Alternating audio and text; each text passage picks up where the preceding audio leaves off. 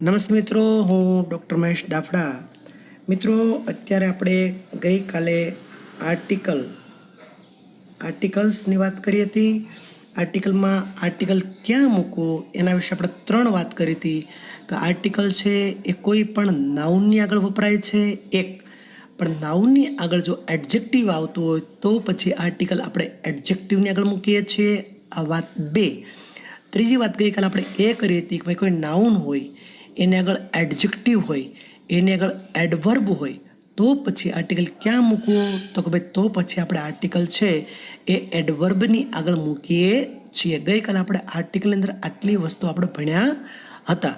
મિત્રો, આજે હું તમને જે શીખવાડવા જઈ રહ્યો છું કે આર્ટિકલ એ ક્યાં વાપરવો. આર્ટિકલ એ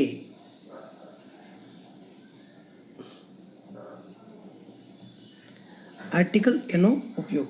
તો સામાન્ય રીતે કોઈ પણ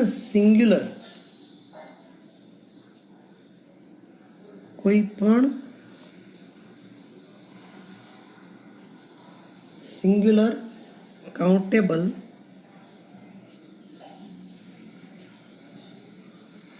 નાઉન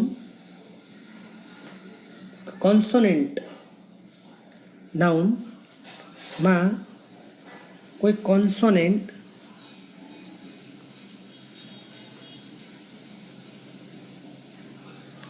જેને ગુજરાતીમાં આપણે શું કહીએ છીએ?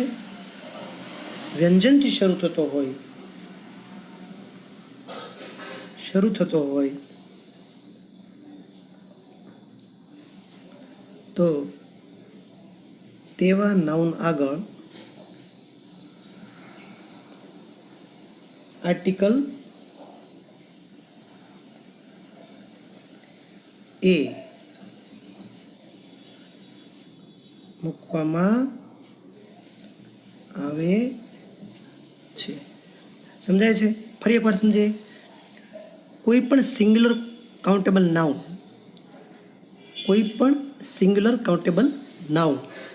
એ કોઈ પણ કોન્સોનન્ટ વ્યંજન, જેને આપણે ઇંગ્લિશની અંદર કહીએ છીએ બી, સી, ડી, એફ, જી, આ બધા જે વ્યંજન છે, આ બધા કોન્સોનન્ટ છે. બી, સી, ડી, એફ, જી, એચ, આ બધા જે કોન્સોનન્ટ છે, અહીંયાથી કોઈ પણ નાઉન ચાલુ થતું હોય તો આવા નાઉનની આગળ આપણે આર્ટિકલ એ મૂકીએ છીએ. બરાબર? સમજાય છે?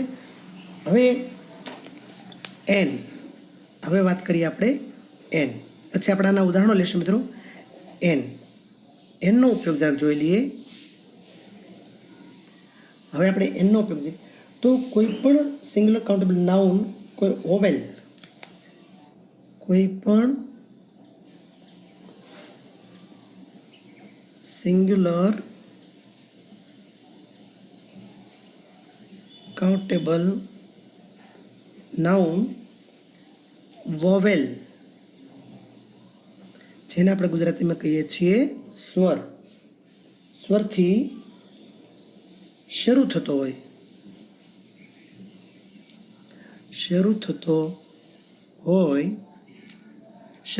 હોય તો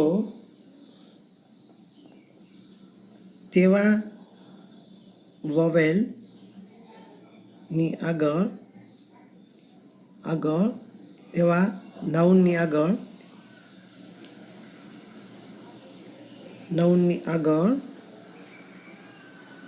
આર્ટિકલ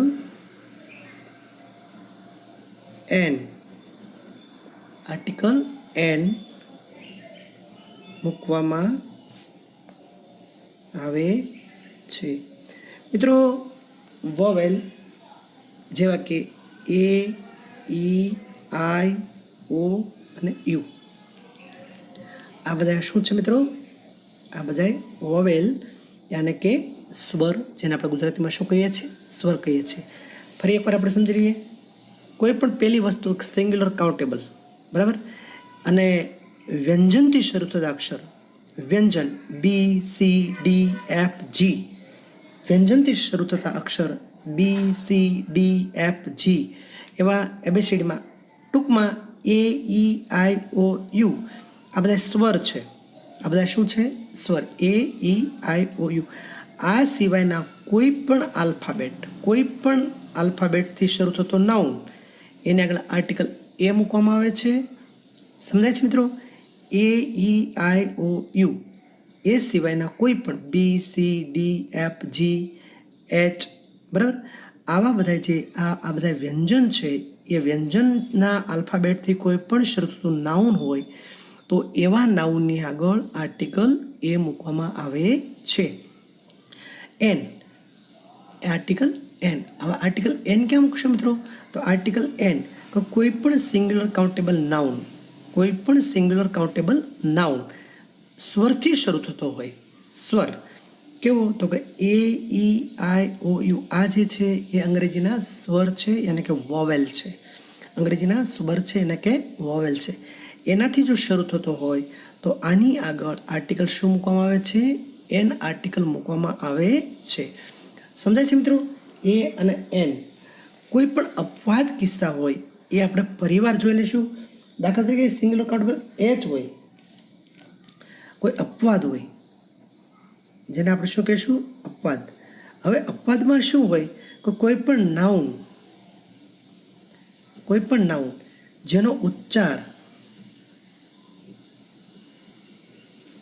જેનો ઉચ્ચાર એ સ્વર જેવો થતો હોય તો એન આર્ટિકલ મૂકવો. દાખલા તરીકે આપણે ઉદાહરણ લઈએ, એક્ઝામ્પલ તરીકે આપણે લઈએ તો ઓનેસ્ટ. મિત્રો આ ઉદાહરણ ખાસ તમે જોજો. અહીંયા આ નાઉન છે એ શેનાથી ચાલુ થયું છે? તો એચ. હવે એચ જોવા જઈએ તો ખરેખર એચ છે એ આપણા વ્યંજનમાં આવશે. એચ છે એ, ઈ, આઈ, ઓ, યુ આપણા સ્વર છે. એ સ્વર સિવાય એચ જે છે એચ તો એ છે આપણા વ્યંજનમાં આવશે. તો આપણે અહીંયા આર્ટિકલ એ મૂકવાનું મન થાય, સ્વાભાવિક છે.